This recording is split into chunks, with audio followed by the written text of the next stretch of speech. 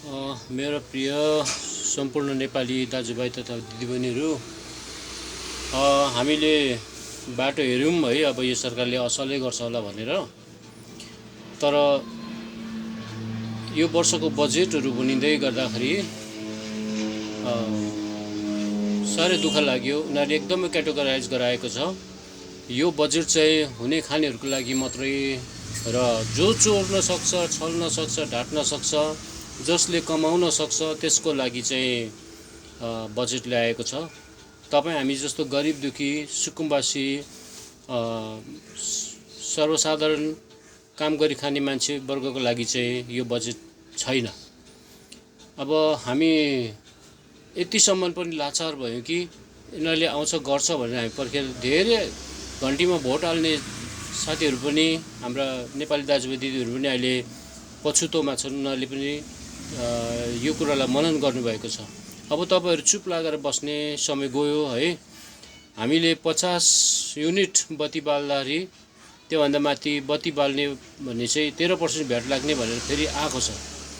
अब किसानहरूको लागि 2 करोडभन्दा माथिको व्यापार व्यवसाय उब्जनी गर्नेहरूको लागि अनुदान दिने भनेको छ। त्योभन्दा मुनिकोलाई चाहिँ त्यो किसान नै होइन भनेको छ है। त्यस कारणले गर्दाखेरि अबको नेपाल सुदृढीकरण समृद्धिबाट तर्फ जाने हो भनेदेखि चाहिँ एकमात्र उपाय कि हर्क साम्पाङलाई हामीले एकदमै नजिकबाट चिन्नु जरुरी छ। तपाईँले विरोधको लागि विरोध होइन, तर देश र समृद्धिको लागि चाहिँ हामी उठ्नुपर्ने जरुरी छ। अब 1 करोड मन भएका अब घन्टी नै भनेर मरि हत्या गर्नेहरूको लागि चाहिँ उहाँ जेसुकै गरोस्, किनभने एउटा उखान पनि छ, नेपालीमा एउटा उखान छ, भिरमा गएको गोरुलाई राम राम भन्न सकिन्छ, काँधा हल्न सकिँदैन भने जस्तै हो।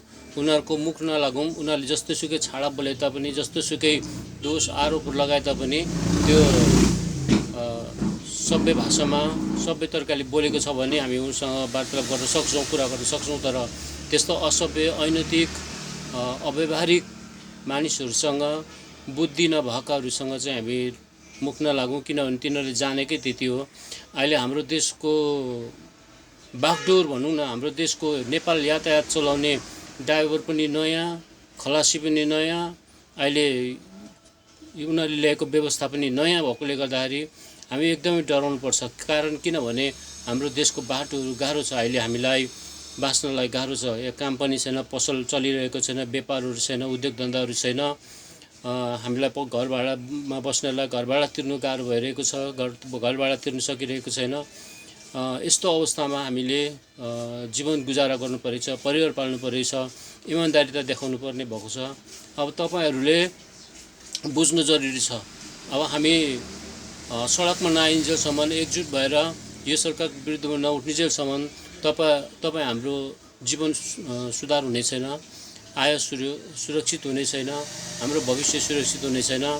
हाम्रो जवान भाइ बहिनीहरू, जवान छोराछोरीहरूले के गर्ने भन्ने कुरा अन्यल छ। त्यसले गर्दाखेरि अब यो अन्यलताबाट निस्कने एउटै मात्रै उपाय हो, नयाँ ड्राइभरलाई हटाएर अब हामीले अनुभवी ड्राइभरलाई राख्नु जरुरी छ। अनि नयाँ व्यवस्था जुन भनिएको छ, यो नयाँ व्यवस्थामा नयाँ केही पनि छैन।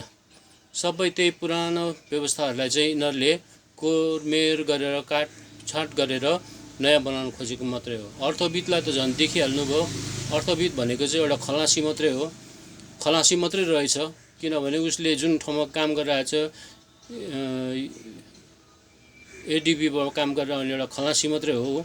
उसले गरेको अर्थको जुन प्रकारको योजनाहरू लिएको छ, त्यो चाहिँ केटाकेटी खेलाइँची पाराले ल्याएको छ। यो चाहिँ कसलाई सहुलियत दिने खालको छ भन्दाखेरि उनीहरूकै आफ्नै पार्टीकोहरूलाई, तिनीहरू जसले चाहिँ यो देशलाई कङ्गाल बनायो, सहकारी ठगेर, गरिबहरूलाई मारेर, किसानहरूलाई मारेर, अनि चुनावमा त्यत्रो बच्चाहरू पनि मार्यो। उता चुनावको बेलामा चुनाव प्रचार प्रसारमा जाँदाखेरि त्यो एकजना पत्रकार पनि मर्यो। यस्तो के अरे रगतको होली खेलेर आएको सरकारले जीवन बचाउँछ, जनतालाई बचाउँछ भन्ने हामीलाई आश छैन। त्यसकारणले गर्दाखेरि अब हेर्दै जानुहोस् तपाईँले अहिले भर्खर त हामीले देख्यौँ नयाँ कुरा त्यो सुकुम्बासीलाई गरिबमाहरूलाई चाहिँ हटाएर गरिबभन्दा पनि गरिब अथवा माग्नु पनि नसक्ने उनीहरूले केही गर्न नसक्ने अवस्थामा पुर्याइदियो हो। अब धनीहरूले बसेको त्यहाँ बसेका हुकुमबासी भनेर उनीहरूले भनेको छ नि, त्यो हुकुमबासीहरू त उनीहरूको हातमा गइसक्यो। हुकुमबासीहरूलाई त तिनीहरूले पैसा अगाडि दिएर पठाइसके, सुकुम्बासी हो उनीहरूलाई मात्रै हो गरेको। अहिले सुकुम्बासीकै कुरालाई निकालेर हेर्नु हो भने पनि यदि उनले हुकुमबासीलाई चाहिँ निकाल्नलाई यो गरेको भनेर भन्छ भने नि, हुकुमबासी सबभन्दा ठुलो हुकुमबासी चाहिँ को छ भन्दाखेरि चाहिँ के अरे यो ग्रान्ड हस्पिटल छ नि, त्यो हस्पिटल त्यो खोलामा काटेरै बनाएको छ, त्यसलाई किन गर्नु सकेन?